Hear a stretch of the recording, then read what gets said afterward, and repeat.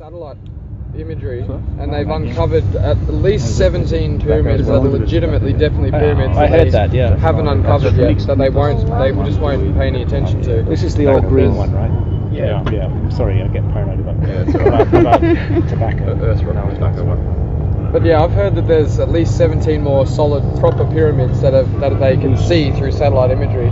That they won't. Oh, you're next. No, mate, it's alright. I've got one any coming. Nicholas has all the attempt to uncover. They think We'll they've take got it enough. right away. Take it away. Don't worry about it already. Anyway.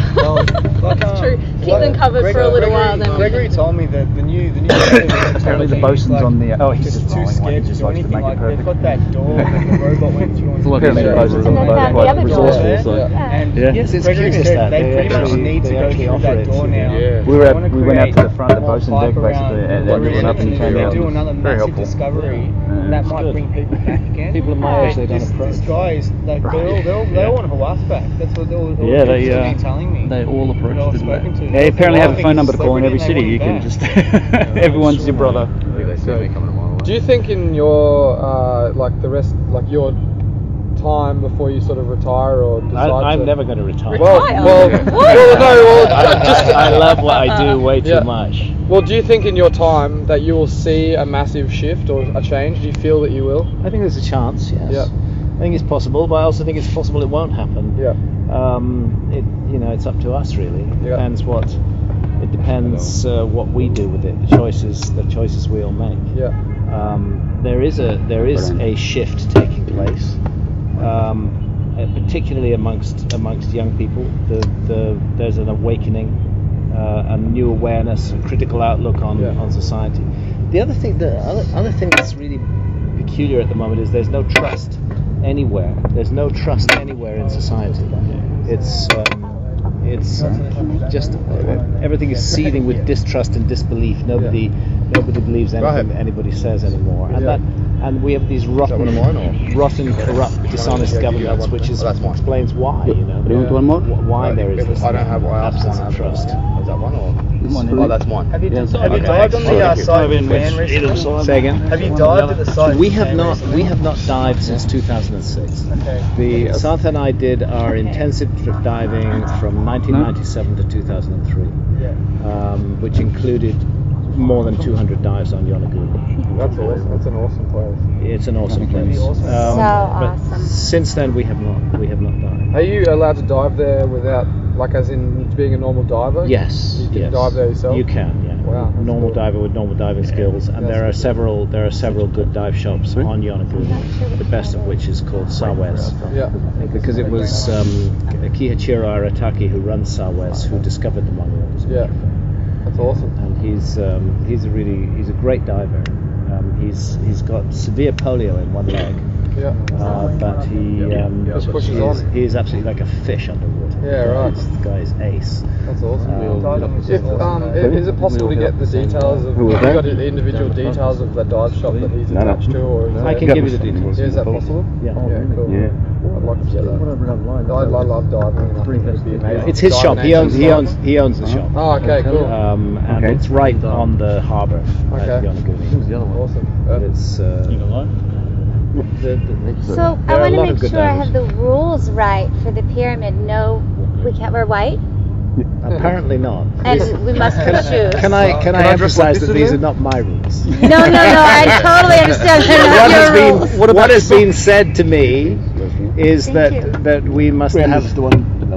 Oh, great. No tobacco. That we must have no bare feet, and we must not appear in any form to be in white robes. I'm out.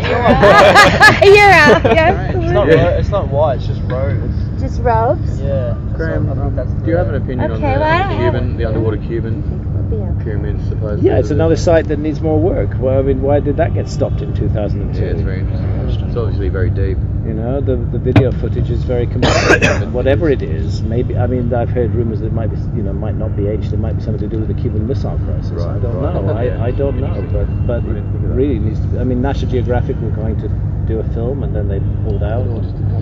I don't know why.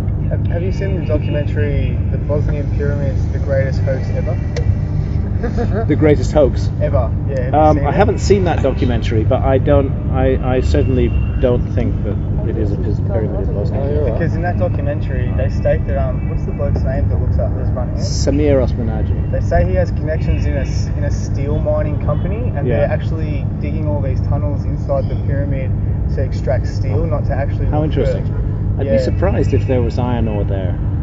And the tunnels aren't inside the pyramid; they're about 2 kilometers away. Yeah, because in the documentary I watched, they said these were the tunnels inside the pyramid, so maybe they had that wrong. And they did have that wrong. And they talk about the stones that he's cleared around and polished down, and saying that these are special like praying sites for them and all this sort of stuff inside the pyramid. And the geologists that were looking at it were saying, no, these are actually just naturally occurring boulders in a massive lump of dirt that they clear out and talk shit about, because if they were they say when they're digging a tunnel, they go, see, this is a natural roof that's occurring here, but if you dig a tunnel out, naturally a roof's going to occur. And he's not actually digging any the roofs, the actual size of the rooms out properly. He's actually digging them really big and putting up support beams around. Well, he's done that. There are several large spaces. We've been all the way through those tunnels, and my first encounter with him was in I guess 4 or 5 years ago. He invited me and Christopher Dunn and some other people to go and speak at conferences in Germany. Oh yes, Joseph Davidovitz, the concrete pyramids guy who runs something called the Geopolymer Institute. He invited us to go to speak at conferences in Frankfurt and Munich, and then to fly with him to Sarajevo and go and see the Bosnian pyramids. So we go along to the conference in Frankfurt. It's a gigantic conference hall with 1,000 seats in it, and an audience of precisely 2. Wow. It's like they have there's just no audience, no publicity, no effort has been made whatsoever to say that this thing is happening. And we, the speakers, end up speaking to each other. It's one of the most hilarious events I've ever been to. You could just do that on a boat. Then we get on the plane and fly to Munich, and we have a repeat performance of exactly the same thing. Wow. Another conference hall which is empty apart from ourselves. And it begins to occur to me that this whole thing has been about getting us to Bosnia. And I'm beginning to feel slightly freaked out about this, that I'm being set up for some kind of PR project in Bosnia. I guess they know that if you talk about this on the internet, a lot of people are going to listen to you. And well, I'm going to ultimately say something about it in the book that I'm publishing shortly. But what happened then was that we did actually get on the plane in Munich to fly to Sarajevo. It was a Lufthansa plane. And it took off, it was winter, and it took off and it flew over Sarajevo, and it circled around Sarajevo, and then it started to land. And then the pilot cancelled the landing and took off again. And he actually did that 4 times. And then he came on the tannoy and said the conditions are too bad and I can't land, there isn't proper instrumentation in Sarajevo, so we're going back to Munich. And at that moment, Santa and I thought, bloody good. We've been saved.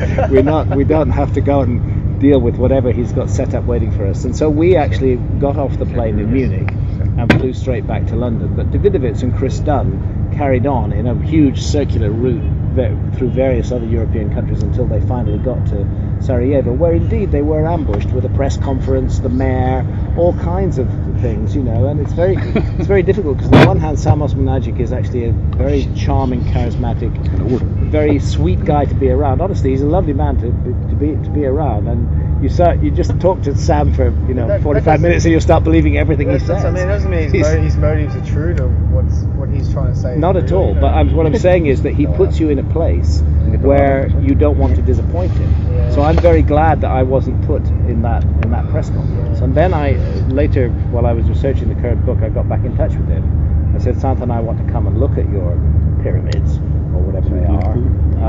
But we don't want any publicity. We don't want any cameras, no officials, nothing. Just very quietly we go and we look around the whole thing. Yeah, of course that's how you want to do it. Because how are you supposed to concentrate with all that going on and have a really... Say again? How are you supposed to concentrate with all that going on and have a real good look at it when all that shit's going on? But also because I don't want to be the victim of somebody else's PR exercise. Yeah, exactly. I think that's exactly what happened. Which is what it's all about. And so we made this quiet visit there, and I left there let me tell you a few impressions. First off, there are some young volunteers who work at the Bosnian Pyramid of the Sun site.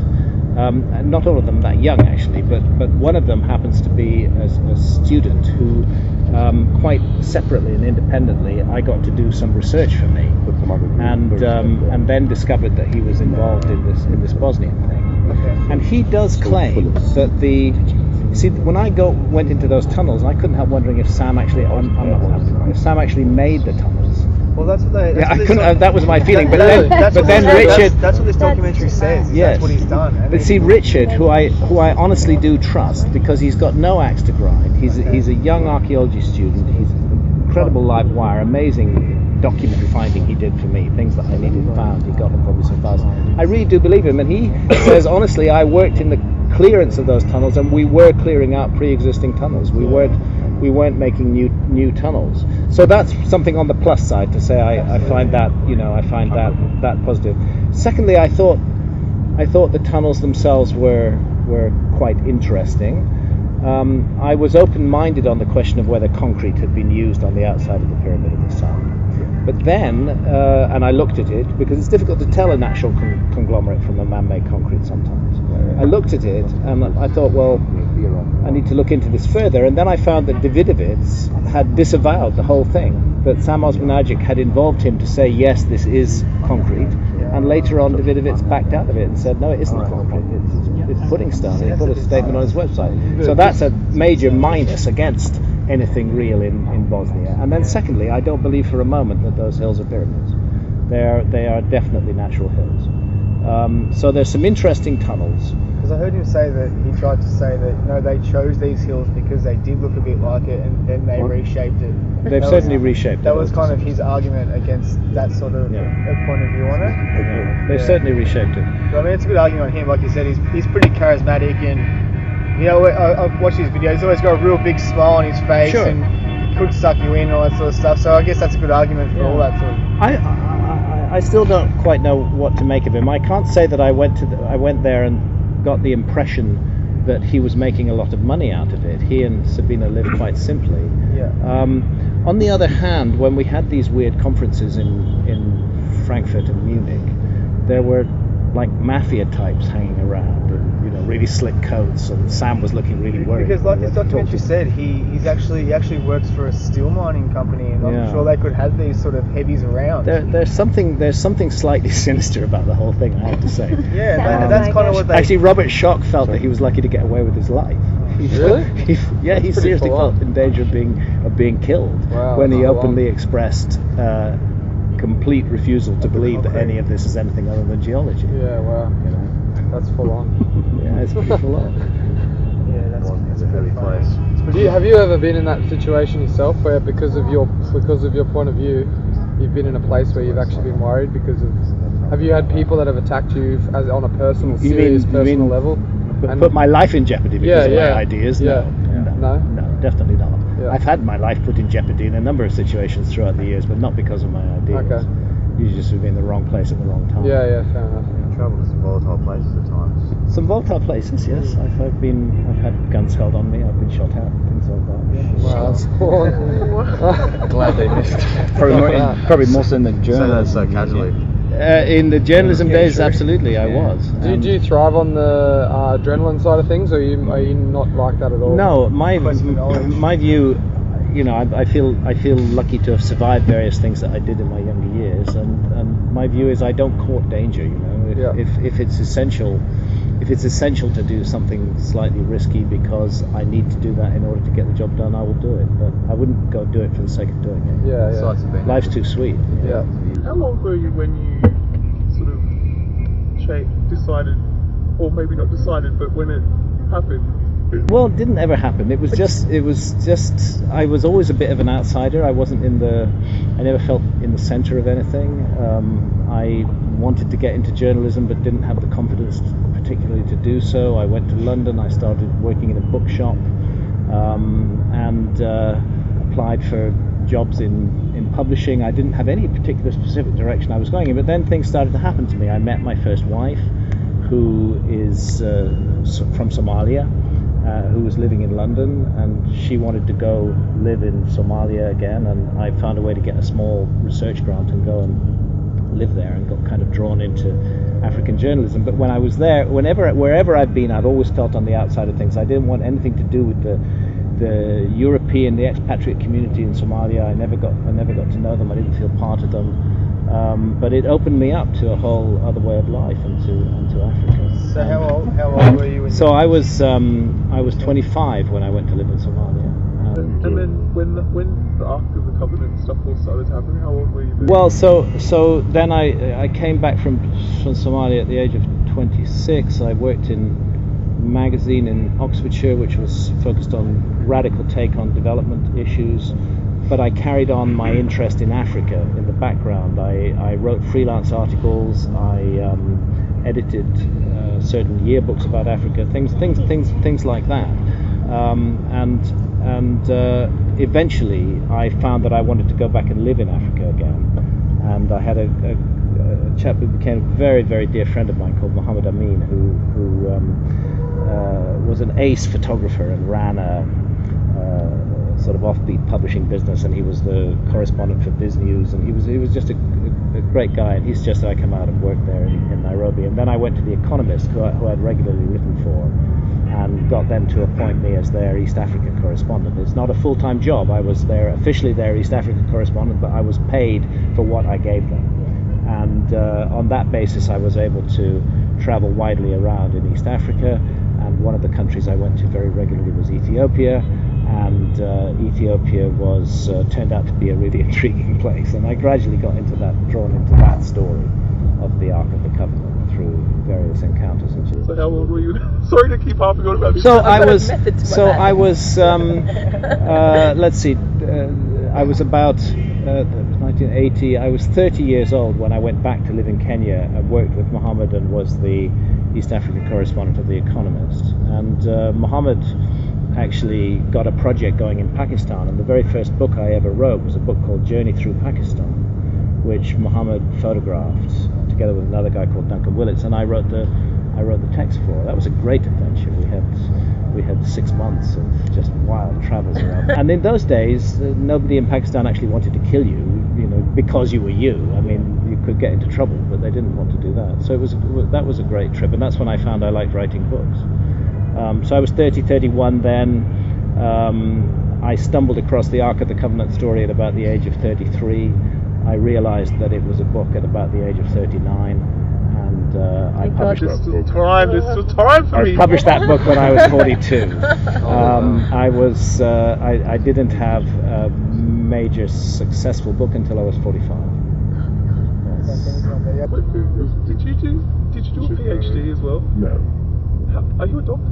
Muhammad. They just call you doctor. Just call me doctor as a sign of respect. I don't disabuse them. It gets tedious, but they call everybody doctor.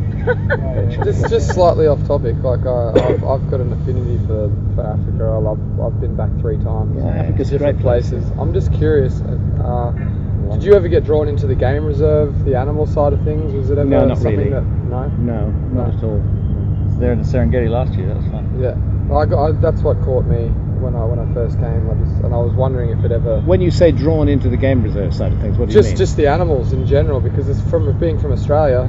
We've got some animals, but nothing even comes close to what Africa has. You don't have. And you've spent so much time there. Yeah. I'm kind of envious because for me, it's like I've had to travel such a long way to go and experience that. Yeah. I thought maybe you might have. God, that might have been a hobby. I was just curious. No, it wasn't particularly. In fact, it wasn't something that I had any tremendous interest in. I did eventually, with some of our kids, do some game park travels, and I loved it. Yeah, loved it. It's fantastic. They're wonderful, wonderful creatures. Yeah. But I was into other stuff. Yeah, that makes sense. Yeah, I was into other stuff, and it was. But you feel you want more of that, or you even want to work in that field? Or I don't want to work in it. I just spent 2 months in Cameroon working with gorillas and chimpanzees. Right, that's a fantastic thing to do. Oh, it was beautiful, and I loved it. Everybody's asking about age. How old are you? Yeah, I've turned 30 in 2 months. So you've turned 30? Yeah, I turned 30 in 2 months. In 2 months? Yeah. And you've already worked with chimpanzees and gorillas? Yeah. Done that. That sounds like it was amazing. So did you get up close and personal with chimpanzees? Yeah, definitely. Yeah, with the juveniles, not the adults. The adults are you don't get anywhere near them because the adults, they're too dangerous. They could beat you up. Oh, they could rip you in half. Really? I'm talking like the gorillas were probably a foot tall. The big adult males were a foot taller than me. And twice my shoulder width. Forget a gorilla like a male chimpanzee. Even the male chimps were huge. They're twice as strong as you. Easily. They'll tear you to pieces. Yeah. It's just it's something that I just love. I just love going and watching the elephants walk around. Yes. I know it was off topic, but it was. No, it's not. It's not off topic. I see the segue because we were talking about Africa. And that's how we got there. I was really interested. Yeah. So that's what drew me into Africa. And then this obviously Egypt has always been a. Hello. Are you holding court again? Looks like it. Come and sit down. Hey? Come and sit down. Aren't you all going to get some sleep for tomorrow? On the bus. On the bus. Did you look behind you, Greg? Yeah, there's some huge Venus up there. Yeah. Because you guys have to get up early. It's gone over the horizon, No? Venus is gone. Graham, you were superbly magnanimous tonight. Really appreciate how gently you work as a man. It's not like we haven't gotten up early before. Usually stuck to the situation It's not like we hadn't had to get up early before on this trip, right? We're getting to actually sleep in a little bit. So many levels, I guess so. 2:45. Yes. sentences. Oops, sorry. Hour and 15. Thank you. Really excellent. Thank you for that. That's kind of you. I do love how we're seeing on the Nile. Yeah, that's what's been amazing me. It's just so cool. It's so beautiful. Slightly, not cold. Did this yesterday. We were alone here, laid down on the couch here, smoking with headphones, just looking at the stars. Last night was interesting.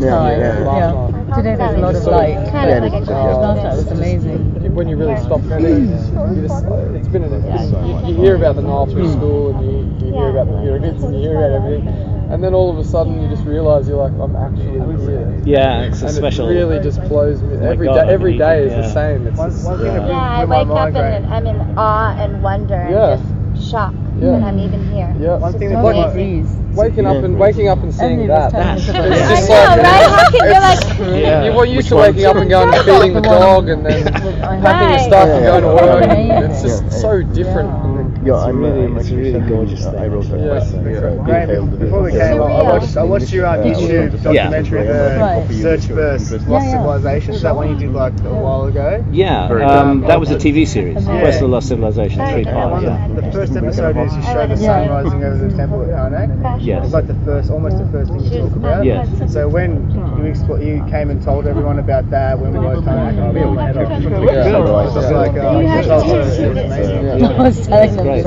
That's what we found over the years, that these temples are all designed to connect with the universe at particular moments. But it says And then they just come alive in incredible ways.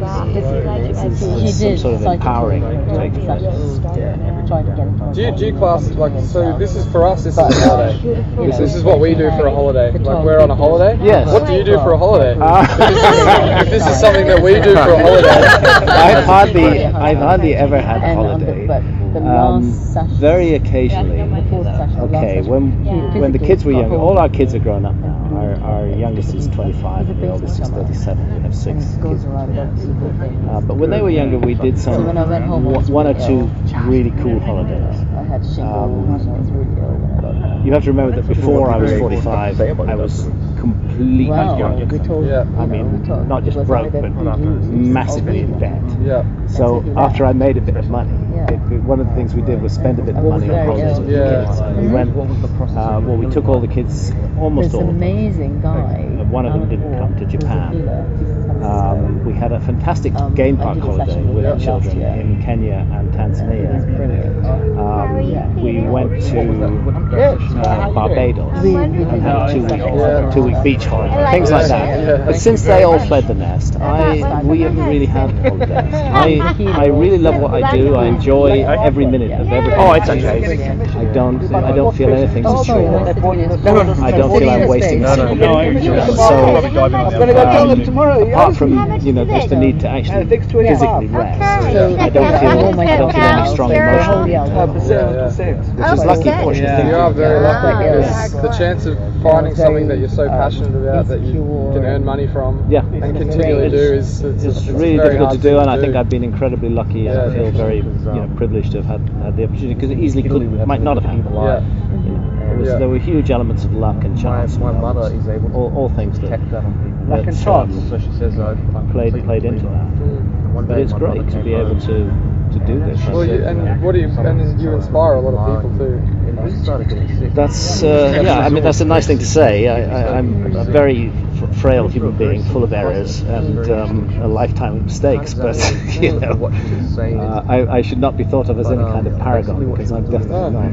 But I mean, the inspiration is because of the work that you do. Yeah. And the arguments you put. I'm glad that you say that. That's great. Just before I left home, I had I talked to everybody. I was like, "Why are you going to Egypt?" And I was like, "I'm going to Egypt because I always wanted to go to Egypt." And why now? With everything that's happening. I explained about you and books that I read and how I'd just been fascinated by it, and the opportunity arose to go. And I just couldn't pass it up. And I was sitting there and I was talking to a couple of friends about it, and I had a few books there, and I zipped open and I grabbed one and I gave the back cover to my friend and said, "Read it," and he read it, and he just all of a sudden, like the last 2 weeks, all he's done is watch everything on YouTube.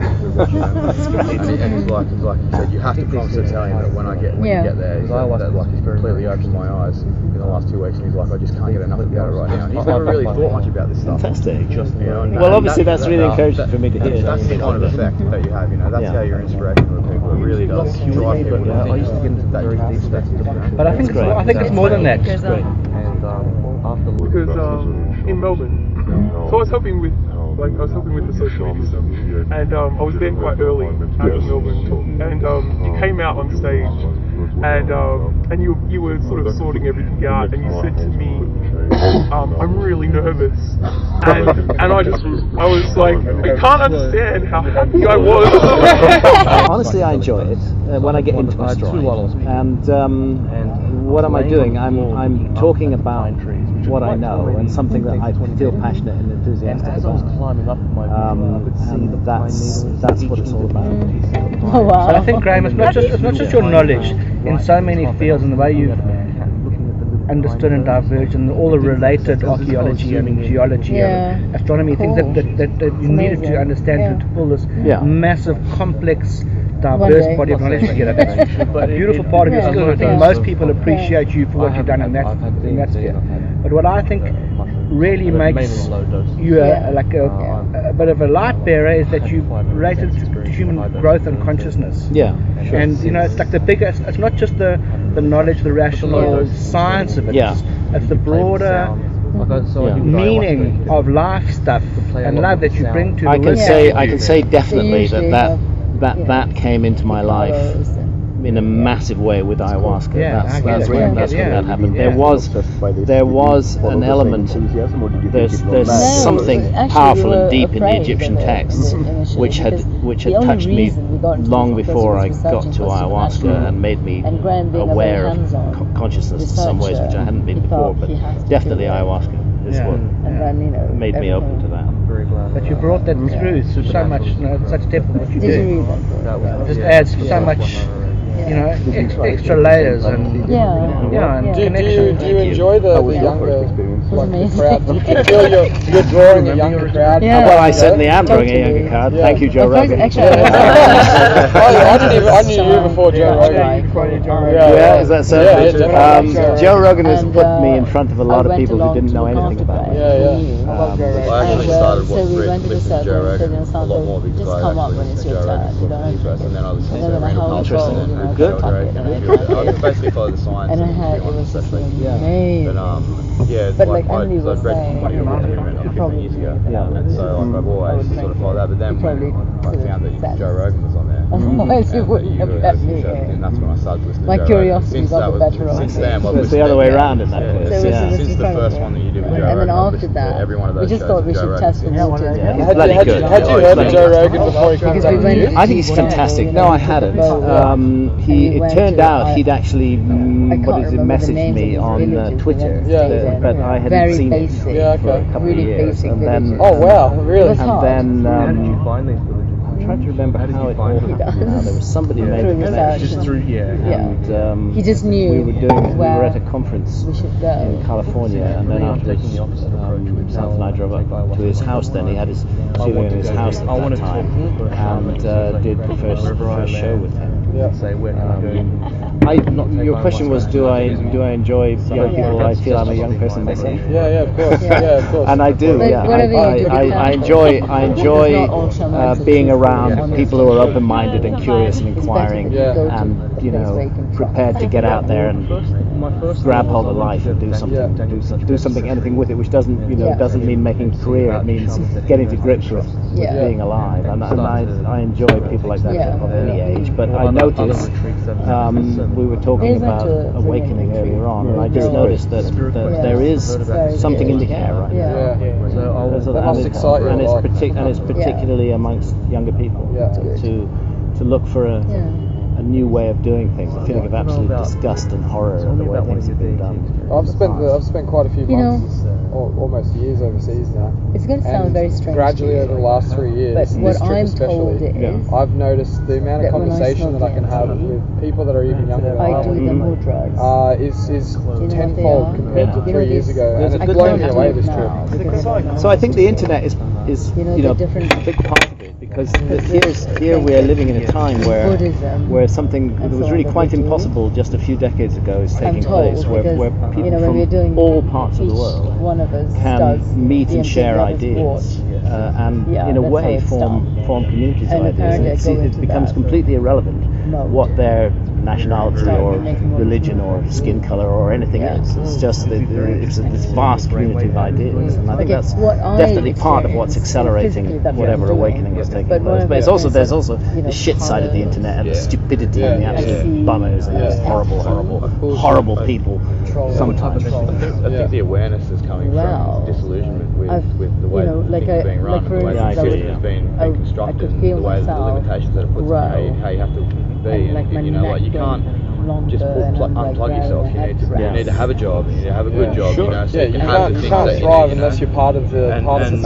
And to do that, then you need to become a slave of the system to some degree. And the only way out of it is to work smarter or harder. And sometimes you get lucky. Sometimes you get lucky. And other times you slave your entire life and you get nothing, and you end up in a shitty retirement home. I would count myself as one of those who got lucky. I get very connected to the sky. Absolutely. One of the things I actually struggle with is the fact that I want to be off the grid and away from all the bullshit, but there's no way to actually move forward unless you're part of it all. Yeah, it's a huge trap. Don't try and You've got to get in and get ahead, so you just get out. Yeah. But sometimes you just never get ahead. Sometimes you never get ahead. So you just always play the game until it's too late. There's a guy in Bath. I'm finding it really hard. I'm in the medical world, so it's very straight edge, professional. Have you tried the coach version? Any alternative. I've been trying to persuade Emily that we need to get one so I can milk it, but she refuses to let me. Unfortunately, I couldn't even tell half the people that I worked with why I was going to this secrete, but apparently they just wouldn't get it at all. It's not the archaeological side of things. Yeah, I was joking. I would never try that myself. Spectrum of things. Yeah, it's better that you do it with dealing with people. Access to that. That's why it took me 8 years. Which I've only just recently. When I first started learning about it until my first psychedelic experience. I can never talk to these people about my experiences or how I truly view things, and being around death pretty much every day. I'm faced with these questions. Sure. It makes a lot of sense. For me, I don't think anyone ever wants to buy this stuff. That's how it is. I wasn't sure if I still had to even speak to them when we were moving off the operating table, it's things like that I really. So that was somebody who died on the operating table. Yeah, and constantly trying like I'm still young, I'm 26, and I'm dealing with these big questions. And I came on this trip because I wouldn't want to take such a responsibility. Which is really awesome. So I would have thought I was going crazy. But these big questions, they need to be brought into the medical world because I truly believe they make a difference to a lot of people. And I just want to know what you think, because you deal with head honchos of all this stuff. You're always going up against brick walls and being seen as somebody that's different. There are some people in the medical world who are very open, I would say, on these issues. And often they're people who in one way or another are working with psychedelics. Have you come across MAPS? Do you know what that is? Yes, I have actually, but I haven't. There's some very good medical people associated with MAPS now, and they're also looking at issues of dying, and they're not simply looking at psychedelics, but they're looking at what role can psychedelics play in certain medical dilemmas, including the dilemma. It's extremely comforting now that I've had DMT. Very profound experience, which now I can actually walk into that operating theatre with a bit more confidence, knowing that is a beautiful experience. And it's supposed to be there to comfort us. That's a huge comfort to me. Our experience with death has kind of changed a little bit though. Yeah. She doesn't remember this. It's just you face it every day. It's just a face every day, and everyone just thinks it's like the end.